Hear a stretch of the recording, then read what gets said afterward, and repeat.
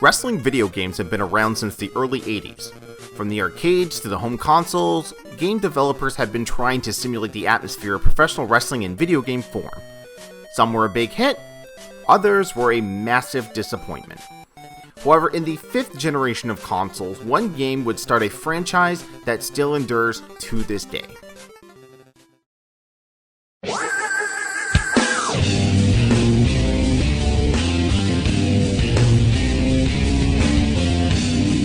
WWF Smackdown was released on March 2nd, 2000 for the Sony PlayStation.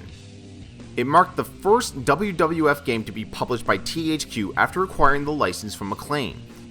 To set themselves apart from previous games, developer Yuke simplified the controls.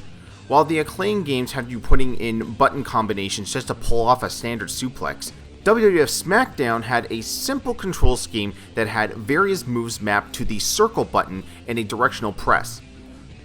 Strike with the X button, counter with the square button, and run with the triangle button. Players could perform attacks, moves, holds, and taunts to build up their finishing move meter. Once stored, a simple press of the L1 button on a groggy opponent would unleash the finishing move. There are 36 superstars to choose from, each with their own unique entrance with an FMV of their Titantrons playing behind them. You also had several other match types to choose from, including Tag, Handicapped, Hardcore, Special Referee, and the Royal Rumble. Smackdown also introduced a season mode to play through either single player or with 3 others using a multi-tap. Regular season is for WWF superstars, but the preseason is for creative wrestlers to build up their own skills and stats. Once you've completed 10 years of preseason, then your created superstar can compete on the regular season.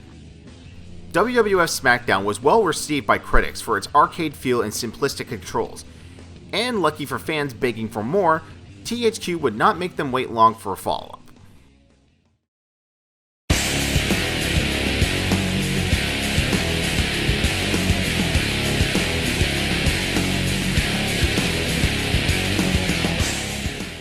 WWF Smackdown 2 Know Your Role was released on November 21st, 2000 for the Sony PlayStation, a mere 8 months after the original. It expanded the roster and introduced new match types like ladder, table, TLC, casket, and Hell in a Cell. Preseason was removed, but regular season remained for up to 4 players, but with one major issue: the load times. Oh god, the load times. Even waiting for simulated matches to finish is a war of attrition, watching those rainbow-colored life bars go back and forth.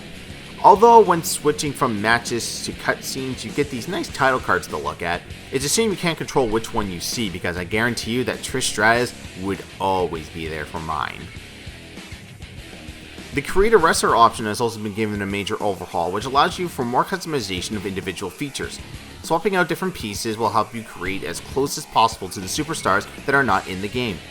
Smackdown 2 also introduces Create a Taunt, where you can animate your own signature taunt for use in matches.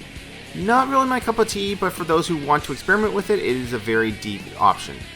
A new addition to Smackdown 2 is Create a Stable, where you can edit or create your own tag teams. And now I present to you, for the Smackdown Retrospective, the future WWF Tag Team Champions, Kurt Angle and Rikishi.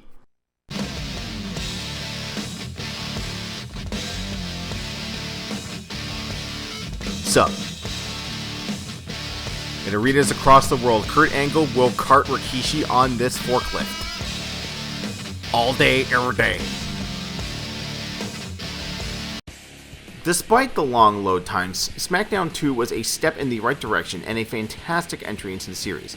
It would be the last for the PlayStation console, as the next generation was on the horizon, and it was time to see what the PlayStation 2 would do to evolve the series. However, as you'll see next time, the path to evolution can be a rocky one.